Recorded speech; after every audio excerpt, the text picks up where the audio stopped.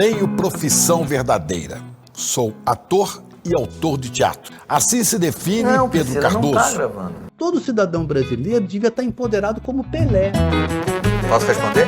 Papai, telefonei de novo pra ela. Humorista de longa carreira, de sucesso na televisão, no cinema.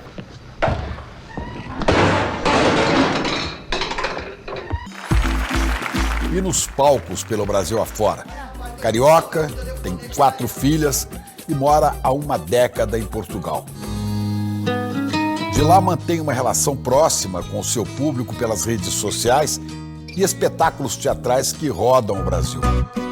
Usa sempre a internet para falar de modo crítico das contradições do mundo contemporâneo, dos problemas brasileiros, da mídia conservadora e principalmente da política nacional.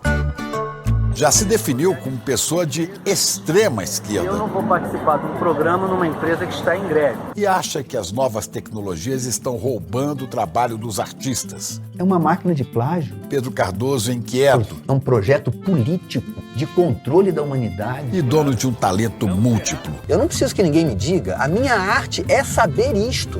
Entende? Ele avisa que não é influencer. Já viralizou? E que vivemos num tempo de faladores sem ouvintes. A internet, para mim, é uma rua. Eu acho que a internet deveria ser um serviço público.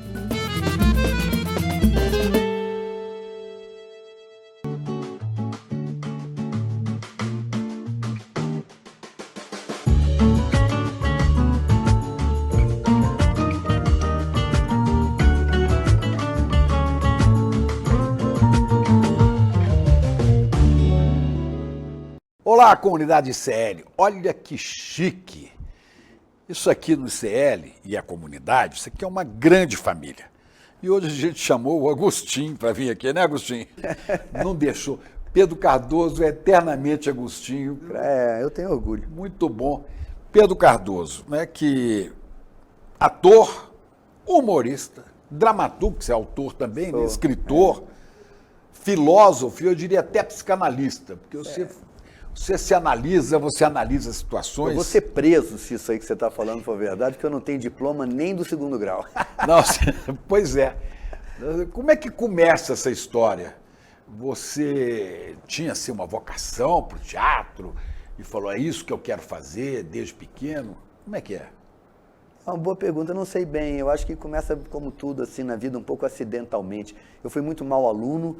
Tive uma adolescência, assim, bastante infrutífera, sabe? Assim, na verdade, li bastante, mas não estudei nada. Então, na hora de fazer o vestibular, fui reprovado. Eu ia fazer para comunicação, aquelas coisas. Que já é uma escolha, mais ou menos, quem não sabe muito o que quer, né? Uma escolha meio a gente ampla, cai né? nisso. Cai nisso. E aí, como fui reprovado, meu pai me deu um bom conselho. Ele falou, meu filho, você agora não é mais estudante, não passou para nada, você está desempregado. E aí eu fui, porque tinha conhecido umas pessoas de teatro, fui trabalhar, a princípio, na área técnica, de iluminação e tudo. Ah, então você começou como iluminador. Como iluminador, como assistente. Está tentando iluminar até hoje, né? Até hoje. E como tinha feito teatro na escola, tinha uma nostalgia daquele prazer do teatro e tal. Havia uma pessoa no Rio de Janeiro chamada Carlos Wilson, que era do tablado e que movimentava um pouco aquela juventude e tal. Aí assim, fui fazendo, daqui a pouco comecei a estar no palco, então foi assim um pouco sem planejar. E aí você entrou de ator e já... Aí logo no começo, modéstia à parte, as coisas deram muito certo, assim, fiz uma peça muito jovem que fez aquele sucesso de juventude, né? Na época a gente acha que é um sucesso absoluto. Hoje a gente sabe que é um sucesso ali dentro daquele pequeno mundo da Zona Sul do Rio de Janeiro e entre os mais jovens e tal, mas que me deu... Os atores mais velhos, eu lembro disso com carinho, o Rubens Correia, a Fernanda Montenegro, assim, os atores mais velhos foram ver e aí dão para você aquela chancela, assim, não, chegou um ator aí no pedaço, né? Eu lembro dessa emoção de me sentir reconhecido como um de nós, né? Foi muito bonito para mim. Mas é justo você achar que está muito bem e o mundinho é pequeno, né? Estou lembrando aqui, olhando para você, lembrando, né, do poema do Fernando Pessoa, né? Do Rio da Minha Aldeia. O Rio na minha aldeia, dolente na tarde calma. Não, sino da minha aldeia, dolente na tarde calma. Não, estou falando do Rio da minha aldeia. Ele fala que o rio que passa na aldeia dele é maior que o Tejo. É mas maior esse que o poema Tejo. começa O Tejo assim, é maior que o rio que passa pela minha aldeia. Mas o Tejo não é maior, né? No Tejo navegam os barcos que vão para a América. O meu rio não leva nada. Quem está ao pé dele está só ao pé dele. O rio da sua aldeia é maior do que É, o maior, Tejo. o outro poema é esse, que ele fala também, que é muito bonito, que ele fala: o sino da minha aldeia dolente na tarde calma. Lembra de cada badalada tua só dentro da minha alma. É tão lento o teu suar, tão como o triste da vida, que já na primeira pancada tem o som de repetida. Por mais que me tanjas perto, quanto posso, sempre errante, soas para mim como um sonho, soa-me na alma distante. Eu lembrei agora, a gente não tem memória para nada, mas tem memória Mas pra essas coisas, e você está Pra morando em Fernando Portugal, Pessoa, está mais próximo do Pessoa, aflora muito, do Essa, né? Mas eu achei que esse era o mesmo poema do Rio, mas você tem razão, é outro. Esse que ele diz, que o rio da aldeia dele é mais... É bonito a beça isso. O rio da minha aldeia é aquele que só eu conheço, só eu sei. Depois a gente vai até por causa da TV, né, Chico, que a gente fica conhecendo essa expansão eletrônica da nossa atuação, né? E é uma coisa muito poderosa o que a televisão faz com uma pessoa, né? A Grande Família era assistida por 60 milhões de pessoas. Imagina. Né? Você, quando trabalhou lá, você sabe o poder que isso tem. É um ajuste de compreensão, né, do que a eletrônica é capaz de fazer. Hoje não deve ter nenhum programa na TV brasileira que tenha 60 milhões de telespectadores. Não, nem nos Estados Unidos na época tinha. A Globo teve aquele momento, né, de fato, pela fragilidade das outras, né, e pelos compromissos que a Globo tinha desde a formação dela, ela realmente teve um momento de quase um monopólio da audiência, né? Foi um momento ruim e bom, né? Tinha ali uma ambivalência, né? Pois é, e você agora a gente está falando de Pessoa, você está morando há 10 anos em Cascais, né? Moro Portugal, em Cascais, Cascais. E em Portugal, então você está mais próximo do Essa, do Pessoa. Sempre tive, né? Eu cresci, meu avô era português, então eu já cresci numa Então casa... o rio da sua aldeia nasce lá em Portugal. Também nasce lá. A grande coisa de eu ter ido morar em Portugal foi me descobrir extremamente brasileiro. Quando você vai embora, de uma certa maneira, você descobre a complexidade da sua nacionalidade, né? Portugal é um pedaço só do Brasil. Eu lá parece que viajei para um pedacinho do Brasil. A totalidade do Brasil não cabe de modo algum em Portugal. Não tem lá interação com os povos africanos, com os povos daqui. E eu me descobri também pertencendo a essas outras nacionalidades que compõem essa nacionalidade brasileira em formação, né? Foi muito, muito interessante. Ir para Portugal me fez mais brasileiro, de um certo modo, sei lá. É interessante. Mas você acha que o Brasil vai cumprir a profecia do fado, do Chico, essa terra ainda vai cumprir seu ideal, ainda vai tornar-se um imenso Portugal? Acho que não, acho que a música é irônica, né? A música claro tinha um sentido dentro da dramaturgia da peça. Eu acho que o Brasil tem um caminho, de fato, inédito, né? Nós não sabemos o que será o Brasil, porque o Brasil ainda não teve oportunidade de se libertar da escravidão formadora dele, né? A gente ainda se debate contra a permanência da escravidão na nossa sociedade. E enquanto ela estiver aí, todas essas nacionalidades formadoras do Brasil, elas não têm como se manifestar, né? Eu realmente não sei o que é o Brasil nesse sentido. O que eu acho legal, e já está se manifestando aqui agora, não o autor, dramaturgo, nem o ator, agora já é o sociólogo, porque você vai pegando, né, várias abordagens e você se define hoje como um cara de extrema esquerda. Muita gente se arrepia. Extrema esquerda, então o que é? Ele é um guerrilheiro, é um radical? O que é extrema esquerda? Você sempre foi de esquerda para depois virar extrema esquerda? Conta essa história para a gente. Não, eu sou de extrema esquerda porque houve um ataque tão covarde às ideias de esquerda que a gente, então eu vou lá para o meu extremo. Se vocês estão achando que a minha razoabilidade não é suficiente, eu vou lá para o meu extremo. Eu diria que a extrema esquerda é defender o equilíbrio entre o bem comum e o bem particular. Ser de esquerda, no fundo, é considerar que há certos bens da humanidade que são inevitavelmente coletivos. O saber, por exemplo. Quem é que descobriu toda essa matemática que a gente aprende na escola? A história. Quantos historiadores trabalharam para a gente hoje ter livros de história? A literatura. A quem pertence esse saber? A quem pode pagar por ele? Não. Esse é um saber que pertence à totalidade da humanidade. Então, me parece óbvio que ele tem que ser oferecido e garantido à totalidade da humanidade. Não pode uma pessoa nascer rica, como me aconteceu, e aí eu ter a oportunidade de estudar, e o garoto que nasceu no mesmo dia, no mesmo ano que eu, no mesmo lugar, mas numa família que é herdeira da escravidão brasileira, da escravidão... é preto, né? E no caso do Brasil há essa tristíssima concomitância, né, da cor da pele das pessoas, está ligada à pobreza majoritariamente, e aí ele não tem direito ao saber da escola particular. Então, de uma certa maneira, haver escola particular é uma ofensa à justiça do conhecimento. Ou bem não há escola particular, ou as escolas públicas são variadas e a gente tem, sei lá, um vale que o governo nos dá, mas pagar pelo ensino, quem tem direito a ficar vivo? Quem pode pagar pelo hospital? Essas coisas... Plano de saúde, né?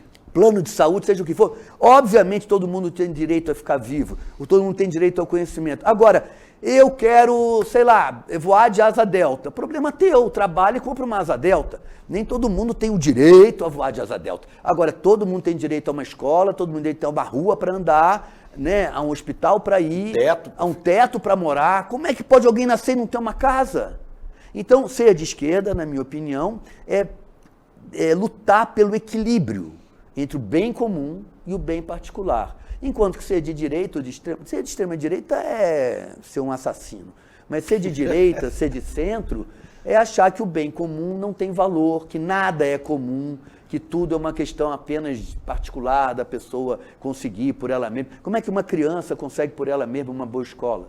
Nós temos que dar para ela. E o preço disso qual é? É pagar impostos justamente e que esses impostos sejam administrados honestamente. O fato dos impostos não serem administrados honestamente não pode desmerecer o fato de que temos que pagar impostos para que existam bens públicos. Porque há quem diga que não, para de pagar isso e vamos trabalhar para a iniciativa privada, porque ela é mais eficiente, que é uma balela, né? A iniciativa privada é mais eficiente para os interesses dela mesma, né? Eu nunca vi nenhum grupo de médicos construir um hospital para atender a população pelo custo do tratamento. Não, eles constroem hospitais para terem lucro. O SUS não é para ter lucro. O SUS é para atender a necessidade da pessoa. Então, a iniciativa privada é mais eficiente no interesse dela, não no interesse coletivo. E quando ela está em risco, pede socorro ao Estado, né? Agora, que o Estado fracassa também é verdade. Esse é o drama, na minha opinião. Eu falo isso, o que desmoraliza os pensamentos de esquerda é a corrupção feita em nome de ideologias de esquerda, que também temos que admitir, não é pouca. O que estamos vivendo na Nicarágua, por exemplo, eu sou da juventude, na minha juventude, aquela revolução sandinista era uma coisa que a gente comemorou como uma libertação imensa. Que grande susto ver aquilo se transformar num regime extremamente autoritário hoje em dia, pelo menos pelo que me chega, pelo que eu consigo saber. A Venezuela, por mais que seja muito complexa a questão lá, nenhuma ditadura me convence que é pelo bem do povo, Chico. Eu acho que toda ditadura é pelo bem do ditador. E o grupo que é o ditador se associa, sabe? Então, as ideologias de esquerda ficam muito maculadas, muito difíceis de serem defendidas diante de certos fatos que realmente são verdadeiros. Quer dizer, há muita criminalidade feita em nome do bem do povo. Mas pela direita, mais ainda. Então, como eu costumo dizer, eu acho, nós ainda não conhecemos a justiça social. Mas você é de uma família de alguma posse, uma família rica. Rica. E por que você foi? Como é que você virou um cara de esquerda? Meu e agora pai, de minha extrema mãe, esquerda? meu avô, todo mundo na minha família era de esquerda. Eram contra Salazar, porque não, era absolutamente, eram democratas, mas eram pessoas razoáveis. Na minha família eu fui educado de uma maneira, eu acredito, bastante razoável. Não havia dogmatismos, não havia absolutismo, não havia negacionismos, quer dizer, as revoluções africanas, por exemplo, que libertaram... As colônias. Aquelas colônias e que fabricaram esses países com fronteiras meio absurdas. Quantas dessas revoluções não fracassaram porque ditadores, agora eles exploram o próprio povo deles, que antes era explorado pelo colonizador. Então, esse tipo de evidência, na minha casa, onde eu fui educado, ela nunca foi negada. Porque isso tem muito a ver com Paulo Freire, né? Da pedagogia do oprimido. Sim, esse é um pensador fundamental, né? Pois é, o oprimido carrega em si o gene do opressor.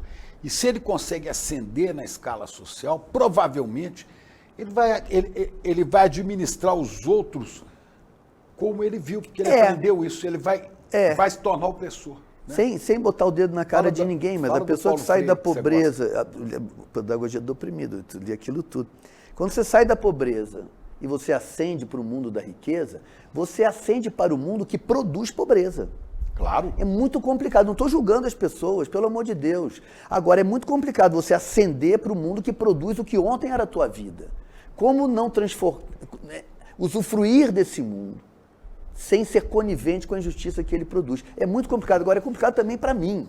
É complicado para você, é complicado para qualquer pessoa que consegue botar a cabeça um pouco acima da linha da pobreza. Como eu agora não produzirei pobreza, a pobreza da qual eu consegui escapar. Então, de fato, mais uma vez, o bem comum. O que nos enriquecerá será a melhoria, na minha opinião, do bem comum.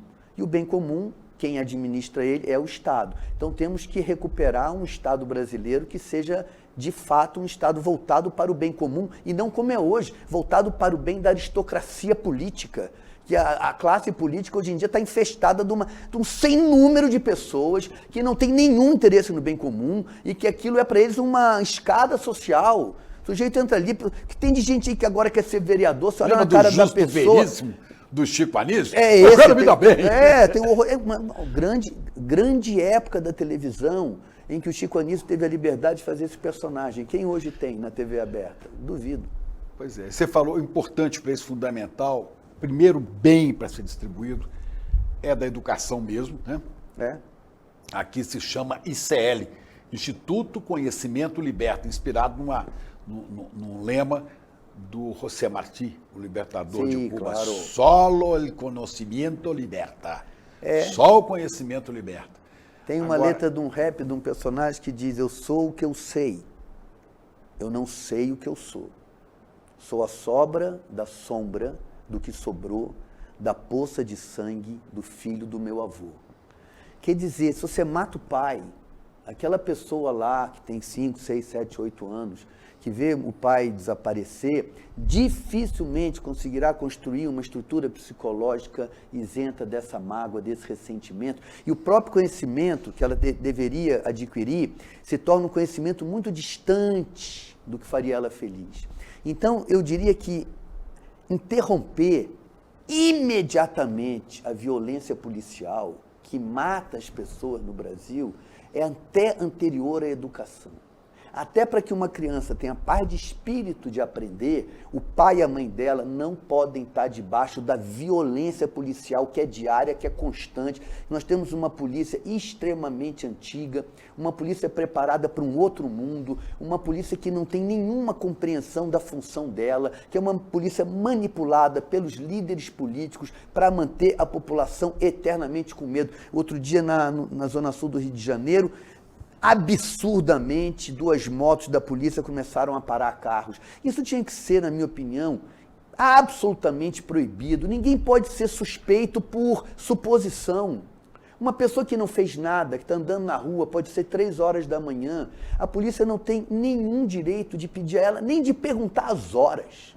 Dirá de pedir um documento, entende? Que é ilegal. É absolutamente ilegal. Mas os governadores não tem interesse algum no bem-estar da população, tem interesse em manter uma aparência de segurança, não é? Permitem que a polícia continue agindo assim. E as polícias não têm controle. O policial também, diga-se porque é verdade, ele é dentro da corporação maltratado. Você sabia que eles pagam pelo próprio lanche, que eles pagam pelo próprio uniforme e que a oficialidade não paga?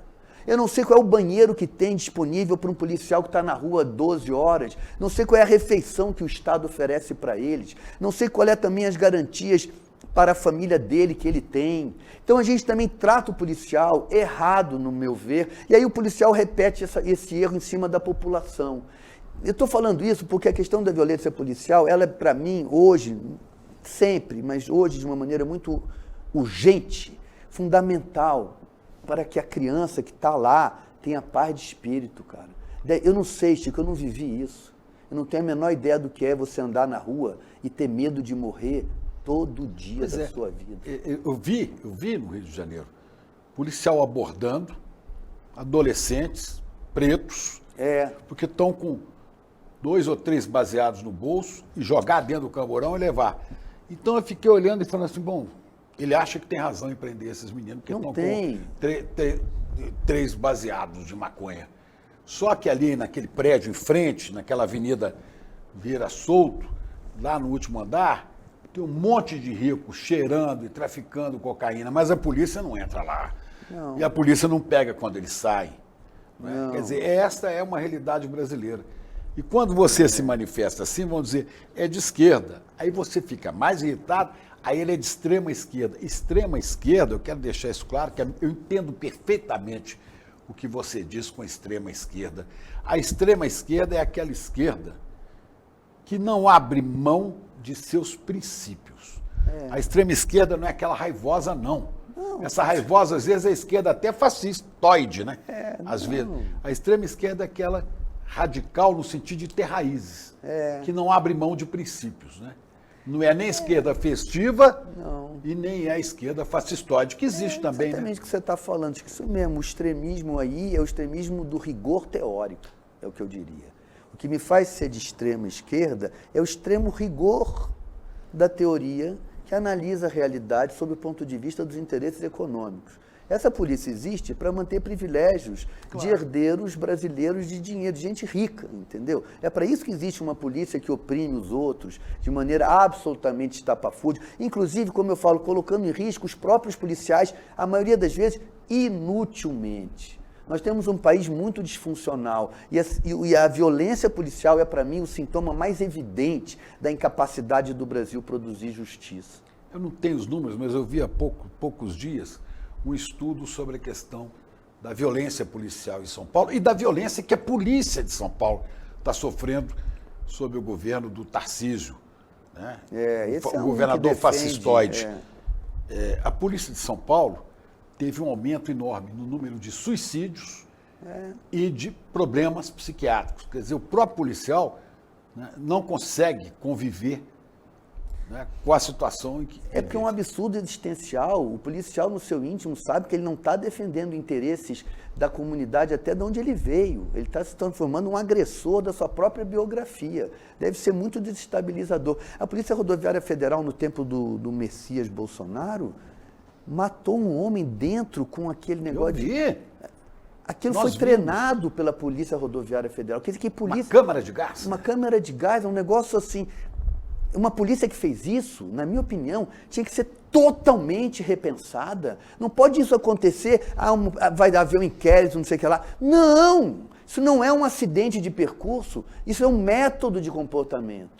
Então tem que repensar. Agora, não vejo essa pauta presente, não vejo esses candidatos aí à prefeitura ou a governador, quando for, ou a presidente da República, uma preocupação. O que está segurando o Brasil é haver uma Polícia Federal, ou uma parte dela, de melhor qualidade. Porque na hora que a gente está conseguindo impor a lei, está sendo através de agentes da Polícia Federal. Uma parte dela, não tem como saber a totalidade da Polícia Federal, mas uma parte dela, me parece, funciona melhor. Agora, as outras... E eu faço questão de tirar a culpa do soldado mesmo, porque eu acho que é um problema estrutural. Se você condena apenas o soldado que se absolve a estrutura. Se absolve a estrutura. Parece que aquele soldado não é aquele soldado. Ele não está fazendo o que não é para ele fazer, ele está fazendo o que ele acha que esperam que ele faça para ele subir na hierarquia. Então é importante realmente repensar a polícia. Há quem tente, mas a classe política blinda. Por quê? O que uma classe política quer se não uma polícia poderosa? Para defender seus interesses. Para defender a eles mesmos, né? Agora, você falou da Polícia Rodoviária, só porque me veio a lembrança aqui, eu sou um pouco mais velho que você, então eu me lembro quando eu era criança, e começo de adolescência, tinha uma série na televisão, acho que até antes da ditadura, o Vigilante Rodoviário. Tinha o um Inspetor Carlos, É. tinha um lobo, um cachorro. Lobo, o cachorro é. E era uma coisa assim, que nós, meninos, achava uma maravilha, porque o tal Inspetor Carlos, né, ele é a Polícia Rodoviária Federal. Ele só fazia coisa boa. Ele defendia as pessoas indefesas na estrada, não é? Ele cuidava de quem se feria. Então, uma coisa assim, um tanto romântica e tal. E hoje você vê a Polícia Rodoviária Federal entrando em comunidade no Rio de Janeiro, no governo do Jair, matando gente pelas costas, transformando carro. Chico, não há nada que traga para nós mais bom gosto, mais bem-estar, do que esbarrar num policial que trata você da maneira que você tem que ser tratado, com dignidade e respeito. Porque o policial é o momento em que um cidadão tem, dentro da sua absoluta individual responsabilidade, uma decisão entre a civilidade e a incivilidade. Se ele se comporta mal, com o poder que ele tem, com a arma que ele tem na cintura, com o direito que ele tem de botar uma algema na sua mão e prender você, ele estupra a civilidade. Como é que a gente pega um homem desse para uma função tão capital e dá para ele 6 meses de curso? Ele tinha que fazer 4 anos de universidade. O policial teria que ser um homem extremamente mais bem preparado, na minha opinião, e mais bem protegido pela comunidade Assim do que como ele os professores. O policial é professor. É. Tem que ser todos muito mais bem protegidos. Agora, isso tem um custo, bem público. E essa sociedade aí liberal não quer bem público. Então, eles querem um policial que eles possam manter com um salário baixo, oprimido, e com a esperança de que ele vai ser o sortudo que vai subir na hierarquia, entendeu? Aí eles se corrompem. Eles se corrompem com muita frequência, como a gente está cansado de ver aí. Toda hora você abre o jornal, tem notícias de policiais envolvidos na alta criminalidade. Porque isso tudo é uma disfuncionalidade muito ampla. Você não resolve isso. Ah, esse policial agiu mal, vamos então punir ele. Não resolve nada. E o problema que você está falando é de educação também dos policiais, dos militares, das Forças Armadas em geral, que têm uma formação completamente absurda, fascista. Particular. É incrível. Lembra a Tropa de Elite, que falava de como esse pessoal é preparado? O filme Mas as Forças revela, Armadas também são formadas assim. Eles têm estudos de história particulares. Como assim? Então, os militares são apenas um grupo de pessoas que têm uma profissão em comum. Eles não são diferentes do resto do país. Eles não podem estudar história de uma maneira diferente do que eu estudei na escola. Temos que todos estudar a mesma história, na sua amplidão de interpretações possíveis. Mas os fatos conhecidos têm que ser mais ou menos os mesmos. Agora, ficar inventando que não houve ditadura militar, ficar inventando que não houve ilegalidades cometidas ali, ficar inventando que foi para livrar o Brasil de um ataque comunismo. O que havia era uma intenção do Brasil se remendar socialmente. Isso de fato havia no PTB, naqueles movimentos daquele momento, como já houve em outras épocas.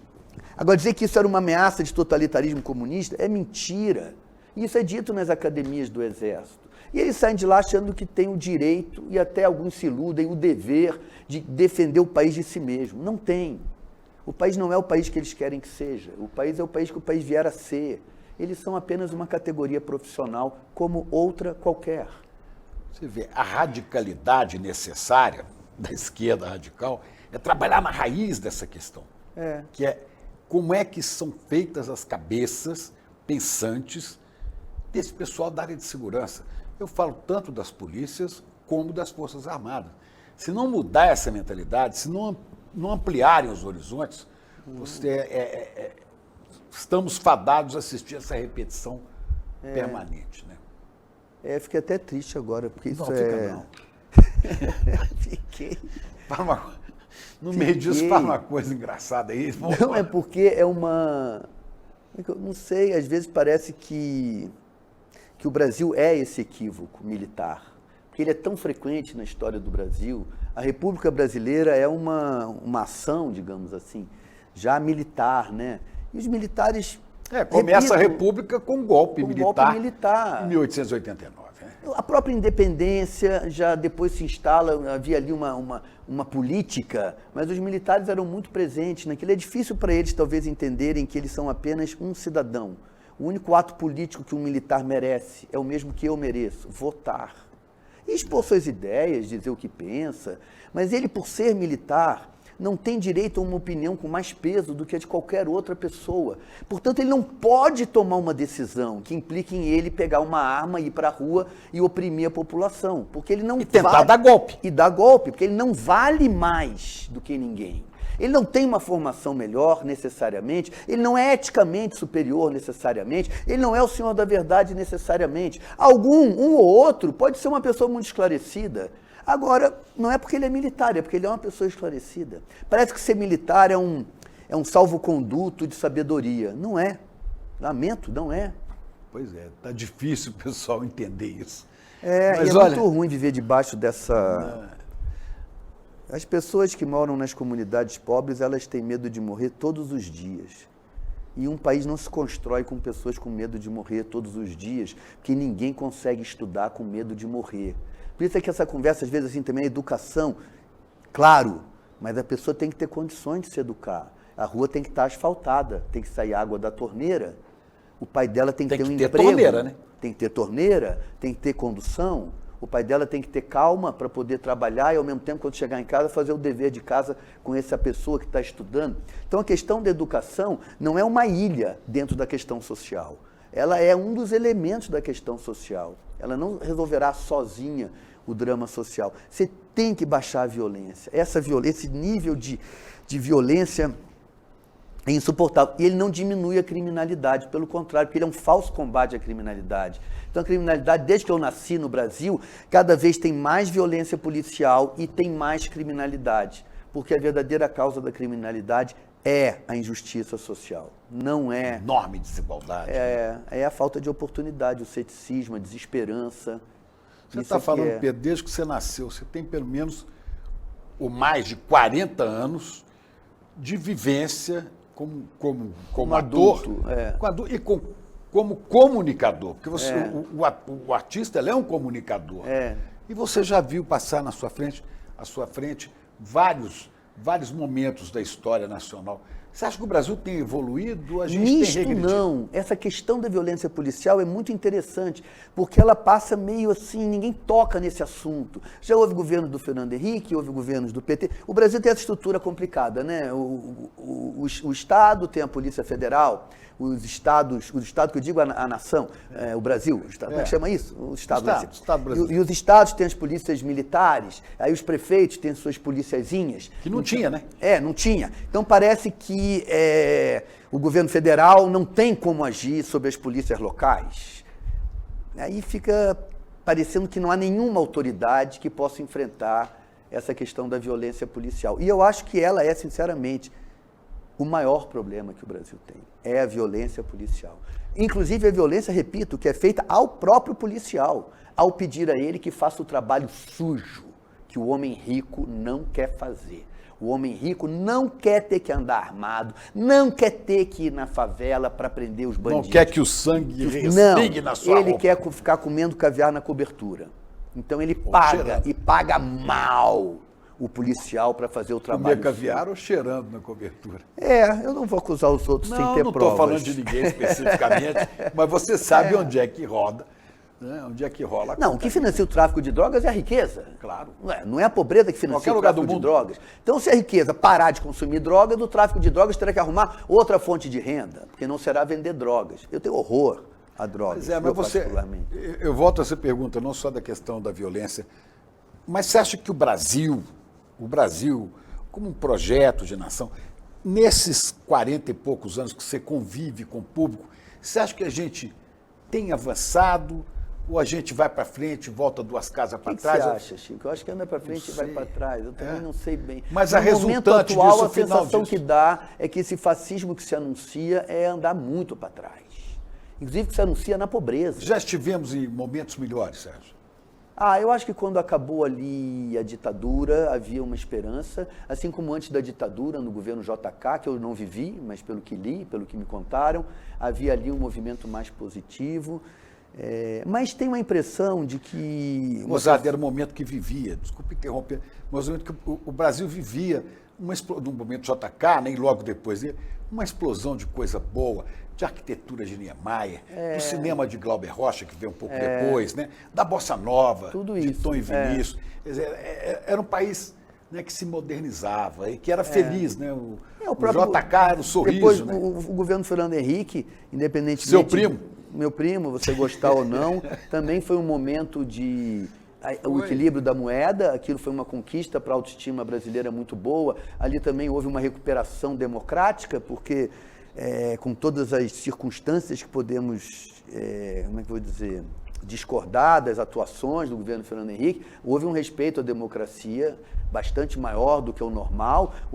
Ele passou o governo para o Lula tranquilamente, e o Lula então governou 2 vezes e passou se respeitavam, Dilma, né? Todo mundo se respeitava, tudo ok. Aí, quando a Dilma fez a lei da empregada doméstica, que ela sancionou aquela lei, que realmente mexe na estrutura doméstica brasileira, aí os ricos brasileiros... E outra coisa, Comissão da Verdade. São duas coisas. Hein? A Comissão da Verdade... Uma mexe com a estrutura militar, a outra mexe com a estrutura do do senhor feudal. O impeachment da Dilma foi tocado por um homem que depois foi preso, aquele Cunha. Esse homem foi eleito por aqueles deputados. Preso, está inelegível e tem tremenda influência hoje na Câmara dos Continua Deputados. falando. Eu conheço muito bem. Pois é, esse homem foi, isso é que é importante para mim, foi eleito. Você hoje fala Arthur Lira, ok, está lá Arthur Lira com todas as suspeitas que pesam sobre ele, porque foi eleito. E nós só nos preocupamos com os chefes dos executivos. Agora, de novo, aqui, prefeituras. Só ouvimos falar de chefe de executivo. Os vereadores, a gente não presta atenção. A própria propaganda eleitoral reserva para os vereadores um derrégime coado de tempo e a grande estrela é o candidato ao executivo. Eu acho que isso enfraquece a democracia.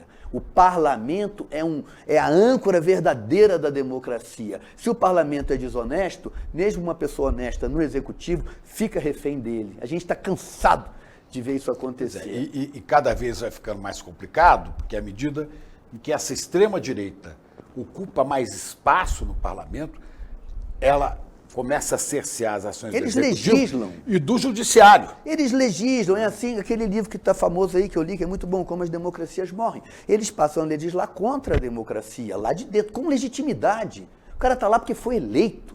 Primeiro que, na minha opinião, não deveriam ser 530, deveriam ser 50. Isso já é um abuso. Ninguém precisa de um parlamento com esse número de pessoas. Basta ser 60, 70, eu sei lá, tem que estudar para ver o número certo. Mas esse número absurdo de parlamentares é uma entrada, um convite para pessoas que são alpinistas sociais. É isso que a gente está vivendo.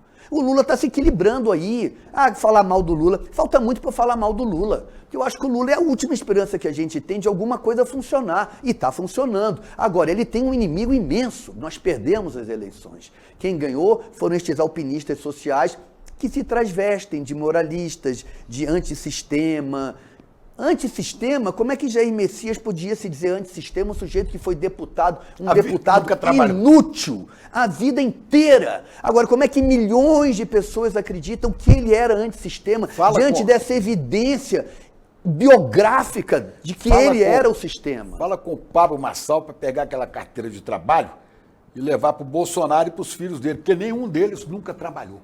Não, estão só lá, pendurados no poder público. E eles são liberais. Não são nada. Essa gente é só esperta, é só desonesta, é gente que governa para si mesmo, entendeu? Então, eu não tenho muita simpatia pelo PT, mas eu acho que o PT e o PSOL ainda são a coisa melhor que temos aí. O PSOL tem alguma identidade ideológica, o PT tem uma origem que mantém nele alguma ligação com a realidade brasileira, embora eu acho que, Chico, eu acho que o poder, eu falo isso, não é uma figura de linguagem, eu acho que o poder é uma droga. Um dia vão estudar o que acontece com o cérebro de uma pessoa e vão descobrir que o poder tem sobre o cérebro humano o efeito alucinógeno. O doutor Tancredo dizia que era afrodisíaco. É afrodisíaco e acho que a pessoa fica doidão. delirante mesmo.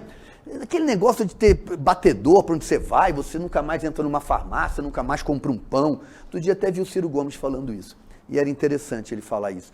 O poder gera uma megalomania, uma síndrome de super-homem. Mas, tem um perigo nesse discurso, porque esse discurso é muito feito também pela direita.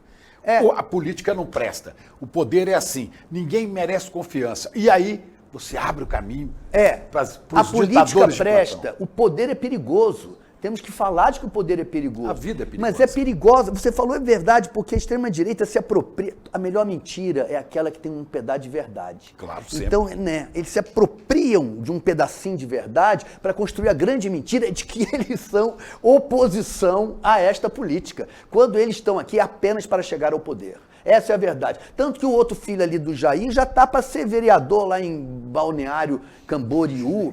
Já está fazendo estágio. É uma loucura tudo isso, já está lá fazendo estágio. E milhões, essa é a minha perplexidade, milhões não têm capacidade de perceber em si mesmo o desejo que tem de viver nesse caos. Porque quem elege esse governador atual de São Paulo, quem elege o governador do Rio de Janeiro era o vice do outro, que saiu do governo corrido por corrupção. Que era um juiz, né? Que era um juiz. Como que esse sujeito se reelege? Se ele era vice do outro. O Rio de Janeiro teve, acho que 5 governadores condenados por corrupção. Os 5 a últimos. População do Rio de Janeiro... Só escapa o último aí. Ela elegeu estas 5 pessoas. Eles não chegaram lá sem serem eleitos. E elegeu o Jair. E elegeu o Jair. Nós temos que E nos o Flávio, perguntar, veio do todos Rio. eles, nós temos que nos perguntar o que se passa, que o povo brasileiro morbidamente deseja o seu próprio sofrimento. Existe um sadismo aí, existe uma... Eu acho que é um problema da filosofia do monoteísmo, entendeu? Que leva... Opa! Eu Chegou acho... no outro campo que eu queria mexer, né? É. Do monoteísmo. Deus está sempre, é Deus, pátria, família. E este Deus... Vai com Deus. Este Deus que se advoga ser o único. A humanidade viveu milhões de anos com diversas manifestações politeístas. Até que o monoteísmo abramânico, que começa lá com Abraão, dizendo que ouviu Deus falar com ele, que ele tinha que migrar para uma terra que seria deles, inicia as grandes religiões monoteístas, né? E eu acho que o monoteísmo é inevitavelmente autoritário. Tem uma passagem no Evangelho que Jesus diz que a vida eterna é acreditar que o Pai dele é o único Deus. Ou seja, a própria ideia da vida eterna é acreditar que Deus é um e único, e aquele, e não nenhum outro. Aí, dentro dos monoteísmos, uma intolerância íncuba contra a diversidade de outras religiões. Claro, nem todo cristão é um radical cristão. Consegue ser cristão na sua intimidade e admitir que pessoas outras terão outras percepções da espiritualidade.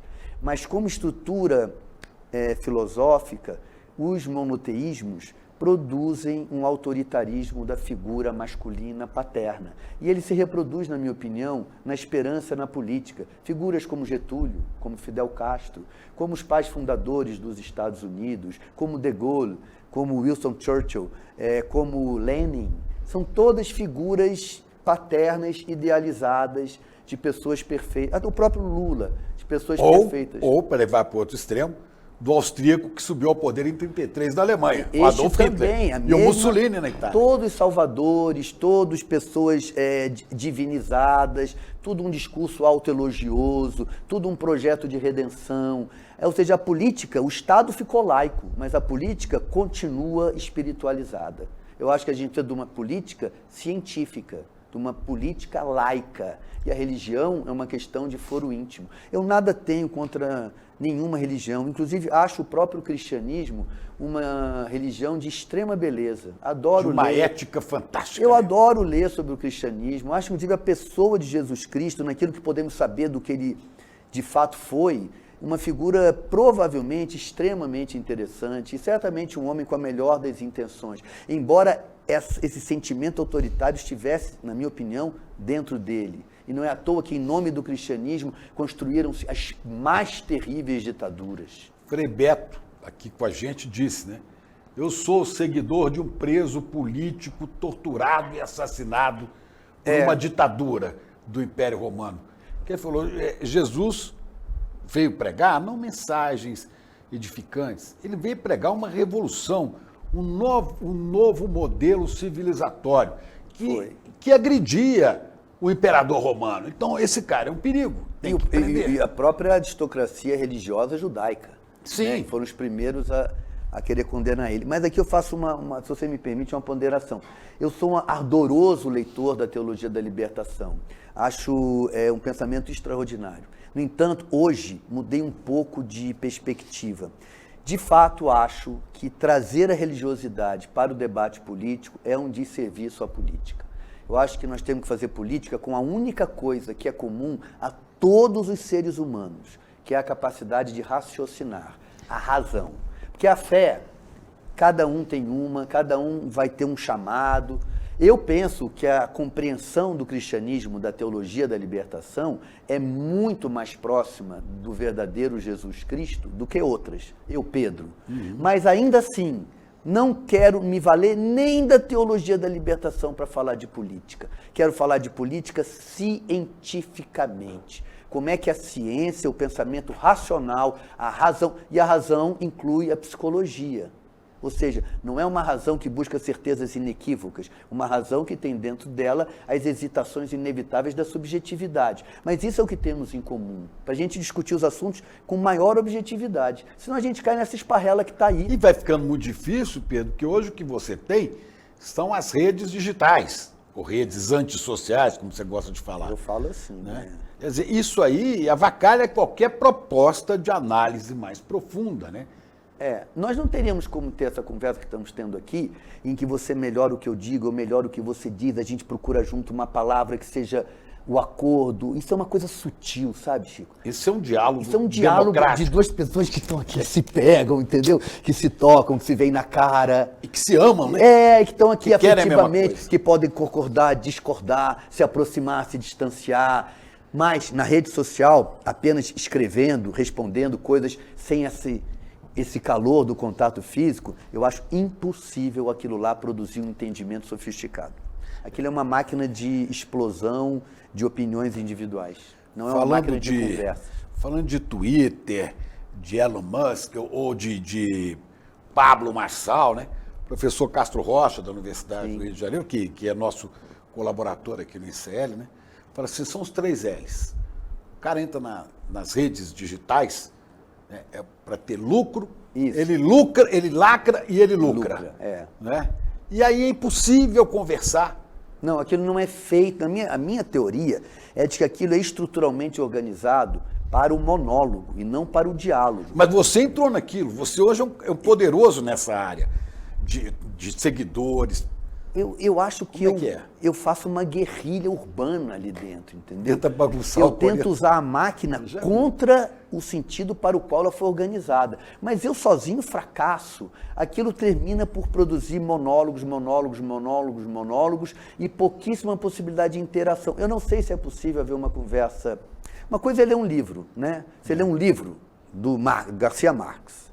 É uma solidão, você e o livro. Outra é encontrar o Garcia Marques e ter uma conversa com ele sobre uma coisa qualquer. São duas coisas distintas. Uma coisa não ocupa o lugar da outra. A internet é uma mera explosão de coisas que são gritadas para você. Dificilmente uma pessoa muda de opinião lendo alguma coisa sem ter essa conversa aqui, sem ter essa interação. Eu acho que nós temos que recuperar o convívio presencial. Nós temos que recuperar as universidades. Eu sinto muita falta. E eu brigo muito com as pessoas que me mandam aqui, ao longo do dia, com os grupos de WhatsApp e tal, eu recebo mais de 1.500 mensagens por dia. Meu Deus. Evidente que eu não dou conta de ler isso. Não. Então eu falo, quer falar comigo? Liga para mim. Porque eu vou atender o telefone como eu atendi em casa, quando não existia celular. Se eu não puder atender, eu vou saber que você ligou e eu vou retornar. Agora, você não saia ligando para todo mundo, quando não existia celular, para falar bobagem. Você ligava quando queria falar com a pessoa, por algum motivo, nem que fosse afetivo. Eu quero falar com o fulano. Então, eu prefiro, até porque falando e ouvindo, a pessoa se torna próxima. Agora, esse negócio de digitar aqui, WhatsApp para lá, vem outro para cá. Essa máquina não foi construída para convívio, ela foi construída para vender publicidade e para conhecer hábitos de consumo e vender uma publicidade mais dirigida e para divulgar ideologia autoritária. É muito difícil dentro delas não fazer isso, porque elas foram concebidas, organizadas para isso, sabe? É como pedir a um cavalo que ande para trás, sabe? Assim, o cavalo só anda para frente, entende? É muito, sei lá. Ô, Pedrinho, eu ficaria conversando com você aqui 8 horas. Mas que eles aqui não deixam a gente conversar. Pois já fizeram o sinal ali, que está chegando. Querem que pare. Então você viu, eu falei que ia conversar com um ator, humorista, dramaturgo, né, escritor e tal, e acabei falando com aquele que eu também disse que é psicanalista, que é sociólogo, que é cientista político. Sou nada, eu sou um cara sem paciência, quero que o mundo melhore. Mas vai melhorar. Vai melhorar. A gente não vai ver do jeito que a gente queria, não. Mas a gente tem que cumprir a nossa parte. Chico, você sabe, a gente já luta pelos nossos filhos, né? A gente já não muda por um mundo que a gente vai viver. Olha que eu tenho 5, né? Você então, 4. É por e isso eu que a 5. gente... Vamos lutando. Te agradeço imenso aqui o carinho e a oportunidade, de coração. Não, adorei mesmo. Gostei de você ter vindo. E Pedro está com a peça em cartazes aqui em Nem São lembrava Paulo, disso. Mas eu estou lembrando agora, que eu vou lá te ver. Vai, né? vamos lá, vai todo mundo lá. Né? Tá lá no teatro, lá Renaissance, do Shopping Morumbi, né? Não, Renaissance, Teatro do Hotel Renaissance. Do Hotel Renaissance, não, porque você teve... Estava lá no passado, mudei, agora estou no Teatro Maior. Como é que chama a peça? O Recém-Nascido. O Recém-Nascido. Quem é o recém-nascido? Só indo lá para ver. Pensei que era um cara de extrema direita que nasceu recém-nascido. Vai lá, quem sabe. Vamos lá ver. De olho em Pedro Cardoso, no Agostinho, humorista, mas conversa muita coisa séria. Aliás, o humor é uma coisa muito séria. Sempre foi. Aí, obrigado. Eu que te agradeço. O lançamento do livro do Gessé Souza, O Pobre de Direita, foi um estouro. Dezenas de milhares de pessoas assistindo, interagindo, e ele jogando luz num assunto que é muito comentado, muitas vezes até cheio de preconceito e pouco compreendido, né? As pessoas saíram da aula assim maravilhadas com a capacidade do Gessé de explicar esse tema que é tão importante, principalmente por causa do momento que a gente está vivendo, do momento político. As eleições estão aí, né? Batendo a porta. Se você não assistiu à aula, a notícia boa é que a gente liberou o replay por pouco tempo, até porque a gente acha que é muito importante as pessoas assistirem por causa desse momento político. Ele já vai sair do ar, mas ainda dá tempo. Clica no link aqui e assiste essa aula que você não vai se arrepender. No final da aula, a gente preparou uns presentes também para toda a turma que ainda não faz parte da comunidade CL e quer fazer parte, e isso está valendo para você que assistiu o replay também. Você vai curtir. Um abraço e boa aula.